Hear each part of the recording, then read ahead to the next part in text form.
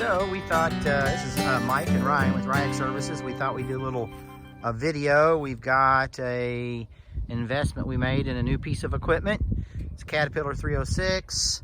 This is one of the newer models that Caterpillar calls their next gen models, and we thought we'd talk to you a little bit about it to give you some idea of, number one, the things that maybe we can do for our customer base a little bit differently. One of the things I know that you're going to notice, there's just a bucket on there, a 2-foot bucket, but we do intend to get a forestry mower or mulcher for that thing. We've narrowed it down to 2 or 3, and hopefully we'll be getting one of those here in the next, I don't know, a couple months or so. But also, secondarily, with respect to this video, we want to take the time and let those of you know a little bit about these new generation of mulchers from Caterpillar, because some of you may have an interest in it. I know one of the things we had a hard time doing was finding information from actual users, so we thought we'd give you a little bit of info. Maybe we'll do a 10 or 12 minute video today, and I think Ryan will show you some of the features. You can decide whether these are big deals for you or not. For instance, the stick steer is one thing I think he'll talk about, and the cruise control, maybe some other things. So anyway, we're going to start it up for now, let it warm up. We're actually going to do a little bit of digging this evening as time allows. So anyway, just stand by and we'll get it started. All right, so we're here at top of the rut, doing some driveway work today, and got the excavator warmed up, and this is a new excavator for us. It's a 306 from Wayne Supply down in Jeffersonville. Andrew Stackhouse helped complete the deal for us. We're kind of going back and forth between a couple different models, and if you have questions about those, we'd be glad to answer them between the models. But today I just want to talk about some of the features that these next gen excavators, in particular the minis, have on them. There's one feature that I kind of wish we had that is just really neat, and then also that's really helpful in efficiency, I think, or would be. I haven't actually got to use it, and that is the grade control.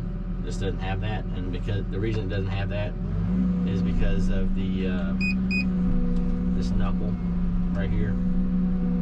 That extra movement prohibits the ability to have grade assist on here, so we won't be talking about that. But all the other features that it has are pretty nice, and we're going to talk about those a little bit.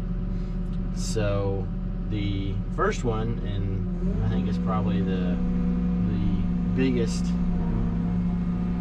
feature that they have, is the excuse me, is the stick steer.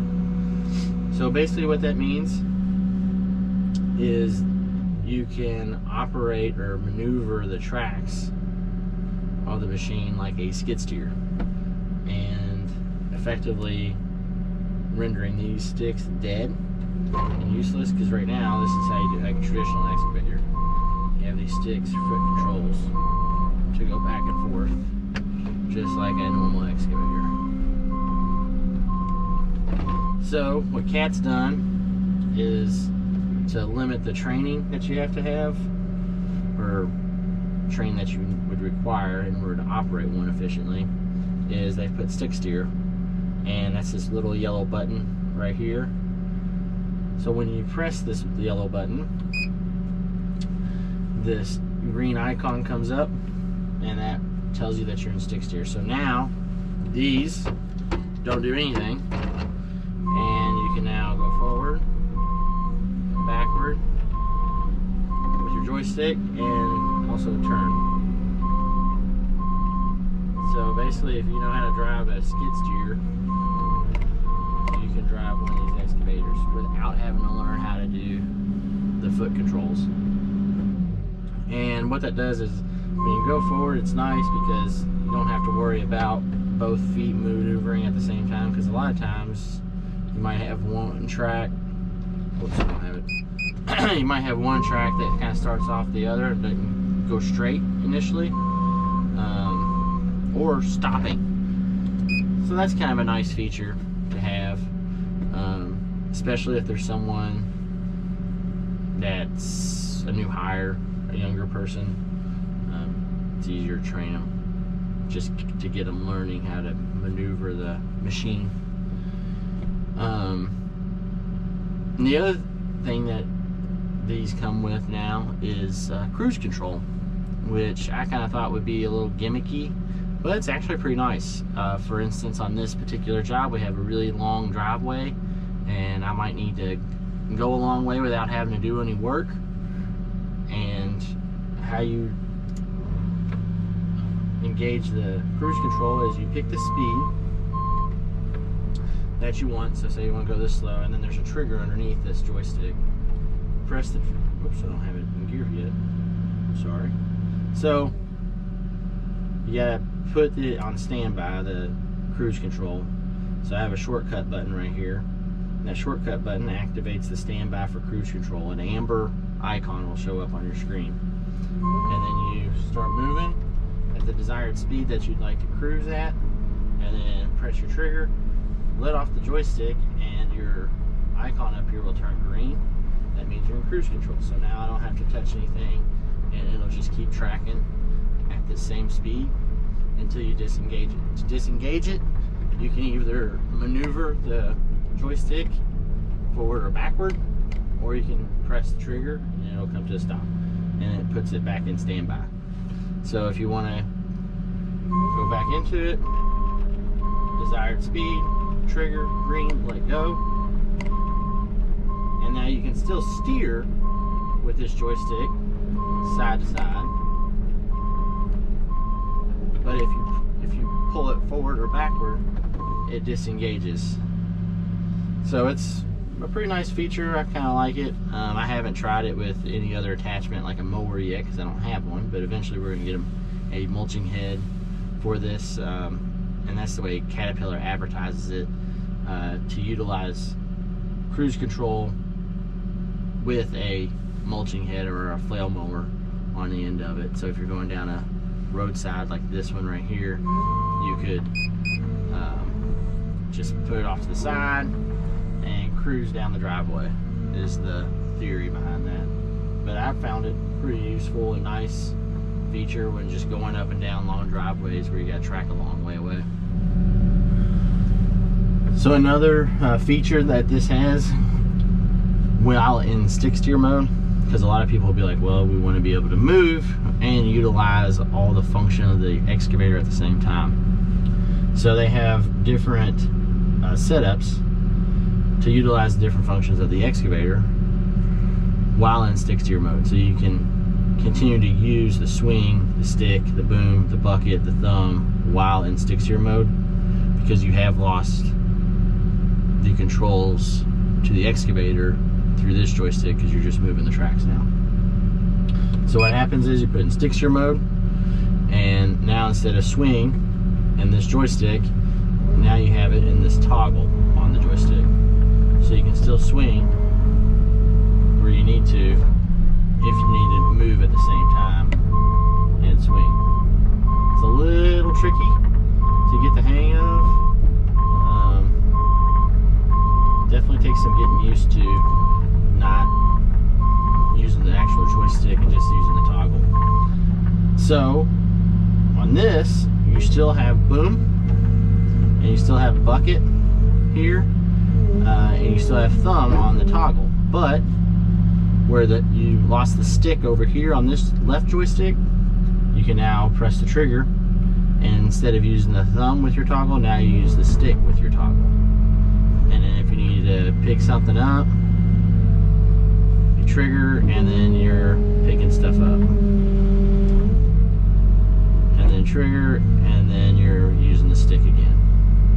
Again, it's kind of tricky to use, but you can move that stuff around while in stick steer mode if you need to, for some reason, do that. And there are occasions where you might need to do that, but I've kind of come from using the sticks and the foot controls, so it's really tricky for me to kind of learn these new features right here.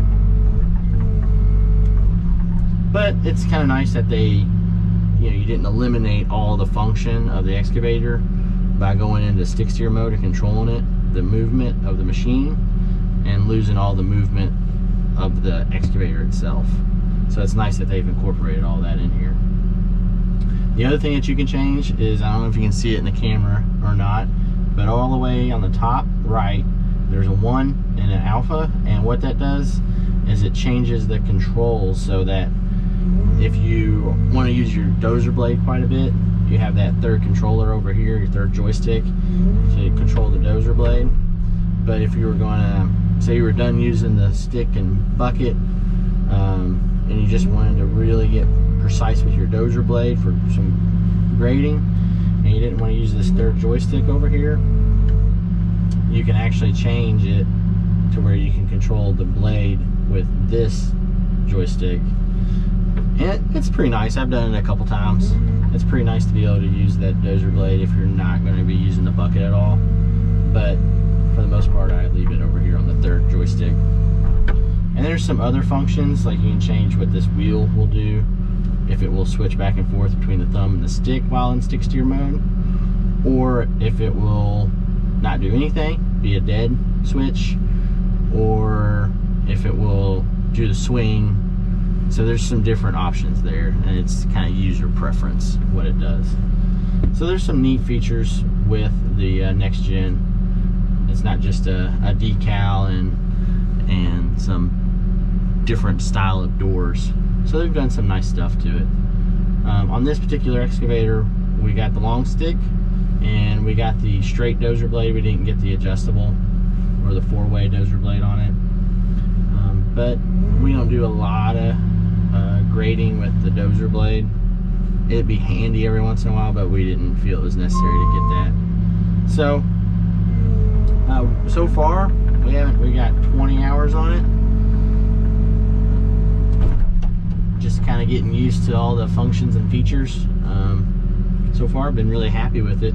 Right now what we're getting ready to do is go up the hill. We've been doing some work here at the bottom. This culvert underneath this road, it was completely covered up. It had rock all the way up to the top there,